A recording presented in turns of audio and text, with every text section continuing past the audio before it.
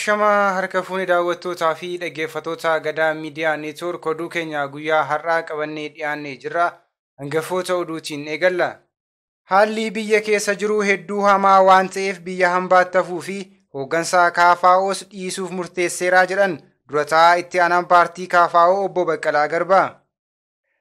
Ajjeechaan waraana mootummaa Bilxiginnaa raawwachaa jiru jabaatee itti fufuudhaan ilmaan Oromoo hedduun haala suukkanneessaan ajjeefamaa jiraachuu maddeen himan.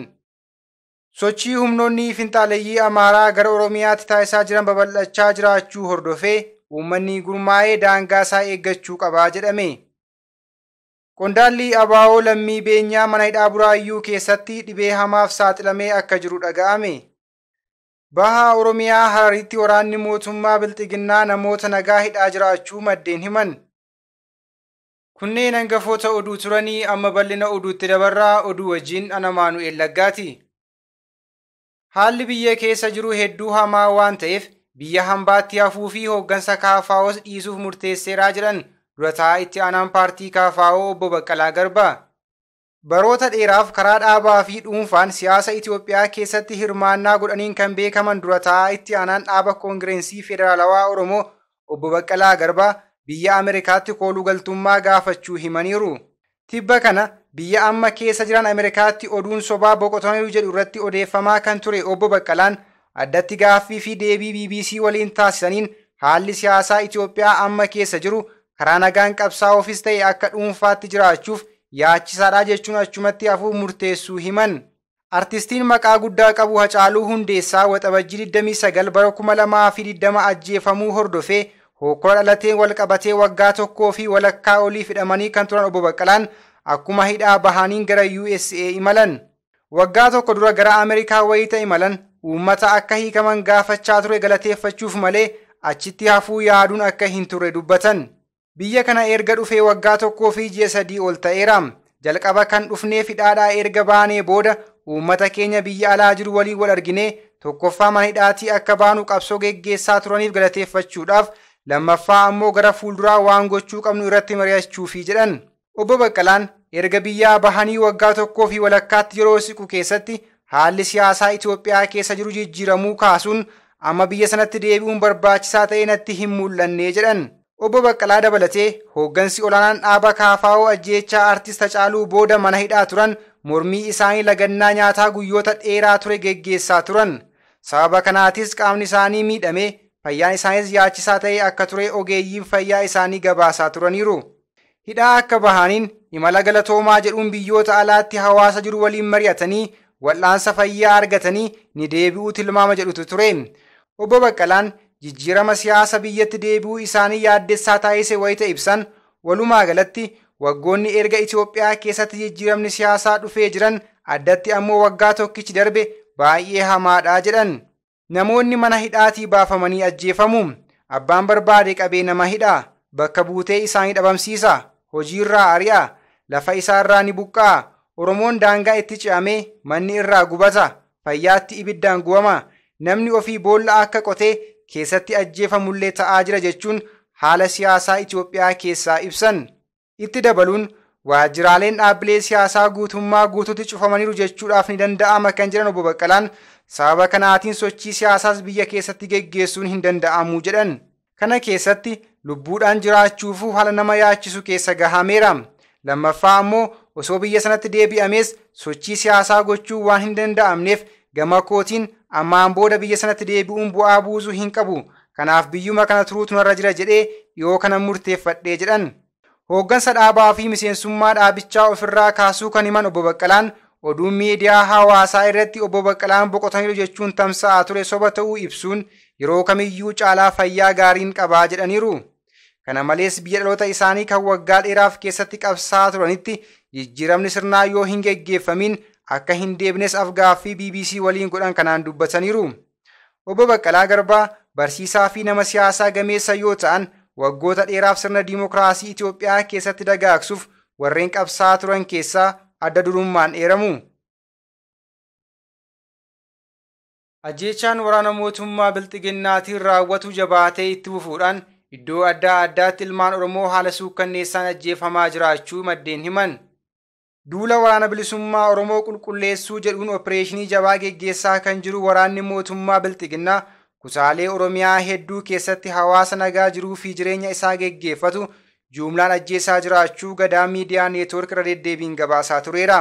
Dhaadannoo qurxummicha qabuuf galaana gogsuu qabna jedhuun duula uummata Oromoo irratti kan bane mootummaan Bilxiginnaa maqaa waraana bilisummaa Oromoo waliin hariiroo qabdu jedhuun lubbuu lammiilee nagaa hedduu galaafataa jira. Haaluma kanaan gaafa hagayya 22 bara 2023 godina Shawaa Lixaa aanaa Ada'aa Bargaa ganda Kiittoo irraa qonnaan bulaa maqaan isaanii Girmaa Nagaash jedhamu qabuun aanaa Ejeree bulchiisa magaalaa beekattee bakka Cirriiffattee jedhamutti ajjeesuun gatuu isaanii maddeen Gadaa Miidiyaa Neetwoorkitti himaniiru. Reeffi obbo Girmaa qarqara lagaa buluun ganama kaafamee gaafa hagayya 24 bara 2023 qe'ee dhaloota isaaniitti akka awwaalames maddeen keenya dabaluun addeessaniiru. Ajjeechaan namoota nagaa irratti raawwatamu kun itti fufuun godina Qeellam Wallaggaa aanaa Jimmaa Horroo ganda warra Baabboo keessatti gaafa hagayya 25 bara 2023 ganama hidhattoonni Bilxiginnaa barsiisaa Mitikuu Eebbisaa Wayyeessaa jedhamu mana jireenya isaatii qabuun waaree booda ajjeesanii gatuu odeessa jiraatota irraan qaqqabanii ifoomsa.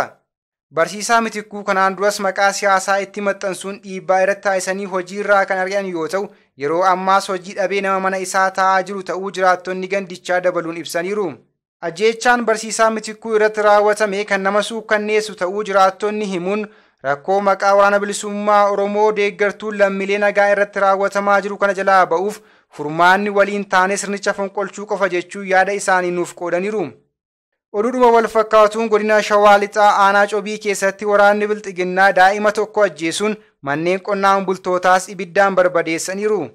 Ajjeechaa kana kan raawwatan gaafa hagayya 23 bara 2023 aanaa Cobii ganda Maksaa Lakkuu jedhamu keessatti mucaa umuriin xiqqaa kan ta'e maqaan isaa Xinnee Tulluu jedhamu rasaasaan rukutanii ajjeesuun maatii isaa jalaa ammoo mana jireenyaa dabalatee qabeenya mana sana keessa jiru guutummaatti ibiddaan barbadeessaniiru. Uummanni Oromoo yeroo kamuu caala bara mootummaa Bilxiginnaa kana keessa haala suukkanneessaan ajjeefamaa, hiraarfamaa fi buqqaafamaa kan jiru yoo ta'u, uummanni Oromoo keessaa fi alaan jiru sirnicha irratti duuluun akkaan barbaachisaa jechuun maddeen keenya dhaamsa isaanii dabarfataniiru. Sochii humnoonni finxaaleeyyii gara Oromiyaatti taasisan babal'achaa jiraachuu hordofee uummanni gurmaa'ee daangaa isaa eeggachuu qabaa jedhame. Aanaa Amuruu magaalaa Agamsaa daandii guddaa laga Abbayyaarraan humnoonni kun ittiin ce'anii milishoonni ijaaramanii eegumsa gochuu akka jalqaban waajjirri koominikeeshinii aanaa Amuruu ibsee jira. Bakkoota humnoonni kun buufata taasifachuun kallattii adda addaatti bobba'aniif xiyyeeffannoo kennuufiitu barbaachisas jedhameera. Sochiin eegumsaa kun kan jajjabeeffamuu fi iddoowwan biroottis baratamuu qaba kan jedhan maddeen Oromiyaa keessa iddoowwan humnoonni kun baay'inaan qabatanii jiran irrattis xiyyeeffachuun barbaachisaadha jedhaniiru. Oromiyaa lixaa aanonni akka Giddaa Ayyaanaa, Amuruu fi Kiiramuu keessa buufata humnoota kanaa isa bal'aa kan taate magaalaa Haroo irratti mootummaanis ta'e uummanni xiyyeeffachuu qaba jedhan. Riqicha laga Abbayyaa kana qaxxaamuranii ce'uun Oromiyaa iddoowwan adda addaatti miidhaa geessisaa turaniiru. Eegumsi milishoonni riqicha Abbayyaa irratti taasisuu eegalan kan jajjabeeffamu ta'uu himuun Oromiyaa keessaa humna jabaa qabaachuu isaanii dagatamuu hin qabu jedhameera. Magaalaan akka Haroo buufata isaanii guddicha ta'e yeroo ajjeechaa raawwatanii fi saamicha taasisan iddoo kana ka'anii iddoo kaanitti galuu jedhan.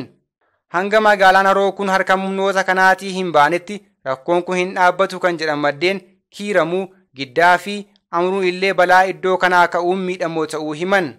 Haleellaa humnootii faannoo daangaa Oromiyaa ce'uun taasisan irratti mootummaan naannoo Oromiyaa deebii kennuu fi mirga lubbuun jiraachuu lammiilee isaa eegsisuu dadhabuutiin komii guddaan kutaalee hawaasa hedduu irraa dhaga'amaa jira.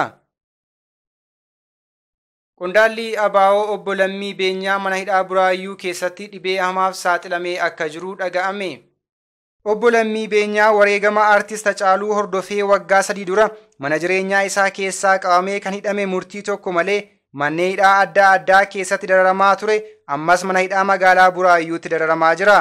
Obbo Lammii Beenyaa roorroo sabaa fi biyya isaa Oromiyaa irra gahaa ture akkuma dargaggoota Oromoo umurii isaa dargaggummaa irraa qabee kan falmatti seene yoo ta'u bara mootummaa Wayyaanes qabamee manneen hidhaa akka Maayikelaawwii, Qaallittii fi Baatutti erga dararamaa ture booda mana hidhaa irraa bahee gara biyya baqaatti godaanuun biyya Awurooppaa Noorweey kan jiraataa ture yoo ta'u erga jijjiirraan bara 2018 taasifame jedhamee innis sabaa fi biyya isaa karaa seeraa fi haqaa tajaajiluuf dhaaba isaa Adda Bilisummaa Oromoo waliin gara Oromiyaatti gale.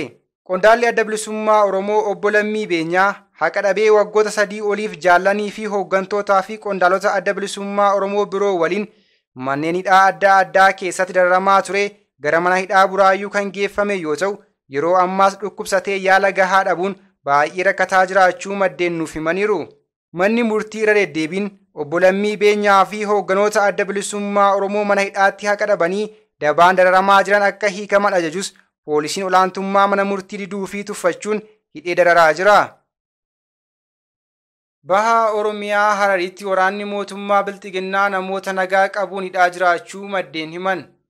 Humnooti mootummaa Bilxiginnaa kutaalee Oromiyaa hedduutti bobba'anii jiran badii tokko malee ilmaan Oromootti maqaa adda addaa maxxansuun mana hidhaatti guuraa jiru.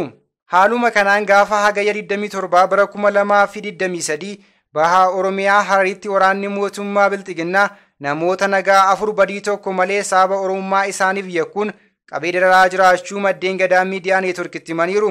Maqaan namoota hidhamuun dararaa argaa jiranii kunneenis Muusaa Mahammad, Jawaar Abbaas, Ammee Jamiilii fi Muhammad kanneen jedhamanidha. Akka maddeen keenya jedhanitti namoonni kunneen yeroo ammaa kana waajjira poolisii magaalaa Harar buufata arfaffaa yookaan araattenyaa poolis xaabiyaa jedhamutti akka argaman eeruun isaan malee namoota maqaan isaanii ammaa fi adda hin ba'iin sadiis isaan wajjin hidhamuun dararamaa akka jiran ibsaniiru.